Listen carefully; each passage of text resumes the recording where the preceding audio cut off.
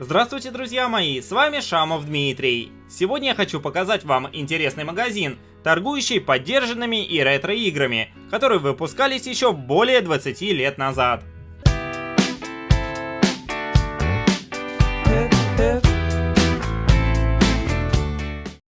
Магазин находится недалеко от станции Хирай, линии Собу. Похожие места можно найти практически в каждом районе Токио и в принципе в любом городе. Дело даже не в любви японцев к ретро-играм, хотя и такое есть, а в том, что в Японии очень развито повторное использование, чего бы то ни было. Есть места, где вы можете продать и купить подержанную мебель, технику, диски и даже книги. Есть целые сетевые магазины, которые построили на этом свой бизнес. Многие японцы после того, как прочтут книгу или пройдут какую-то игру, приносят их в такие места и перепродают, возвращая тем самым часть затраченных денег. Так и в этом магазине можно купить множество подержанных игр на игровые приставки, начиная от Famicom, который мы все знаем под названием Dendy, и заканчивая PlayStation 4.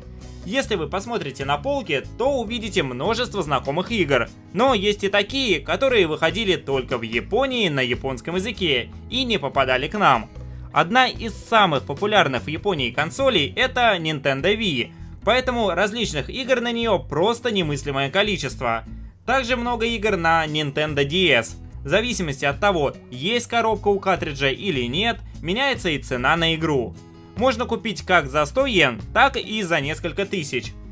В таких магазинах можно найти практически любую игру и иногда даже попросить достать какой-нибудь раритет. Если вы не спешите покупать новинки в день выхода, то подождав неделю, сможете найти тут игру с неплохой скидкой в идеальном состоянии.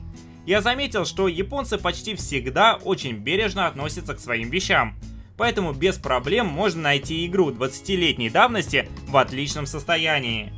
Также в таких магазинах можно купить старые игровые приставки, джойстики или какие-нибудь запчасти к ним. Помню, в детстве у меня была Super Nintendo, но потом на ней сгорел адаптер питания, а новый в тот момент было найти непросто. Сейчас же тут Super Nintendo продается за 3990 йен. Прям знаете, ностальгия нахлынула. Сколько часов я провел за Super Mario и Donkey Kong. Можно найти очень-очень старые картриджи. Честно скажу, что большую часть игр я вообще вижу впервые, но в магазине продаются не только подержанные игры, но и новые. Например, вот за 7 с лишним тысяч йен можно приобрести Tom Clancy's The Division, который вышел 8 марта. Кстати, игра мне очень понравилась. Если вам будет интересно, то могу сделать на нее небольшой обзор со своим мнением.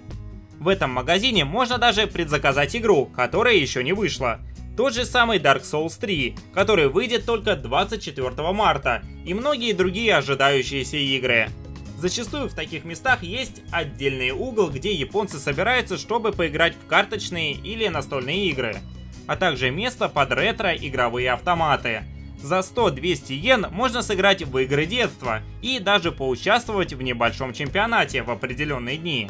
Информацию о таких мероприятиях можно найти в самом магазине или просто спросить у продавца. И почти ни одно заведение, торгующее книгами или дисками, не обходится без отдела для взрослых. На входе написано, что вход только для совершеннолетних. Причем обратите внимание, что совершеннолетие в Японии с 20 лет, а не с 18, как в России. Как выглядит отдел 20+, я не могу вам показать по вполне понятным причинам. Но поверьте, там вы сможете найти все, что пожелаете. Я тут нашел стенд с играми на PlayStation 1. Не знаю, была ли у вас такая, или вы вообще родились намного позже ее выхода, но когда я был еще маленьким, то каждый ребенок во дворе мечтал, чтобы ему подарили эту игровую приставку. У моего друга была такая, и мы рубили с ним целыми днями. Иногда ходили к метро в магазин дисков, чтобы посмотреть, какие появились новинки. Но тут продается большинство игр, которые я никогда не видел и даже не слышал о них.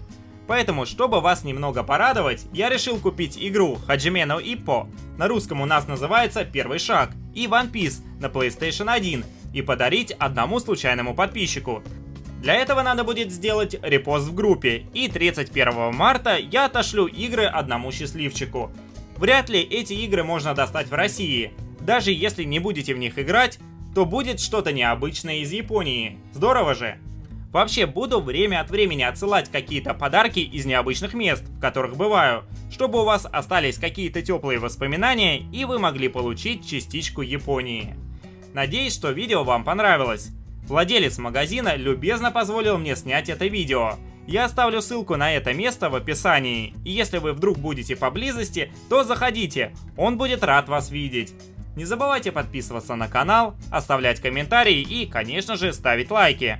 До встречи в следующих видео, друзья. До свидания.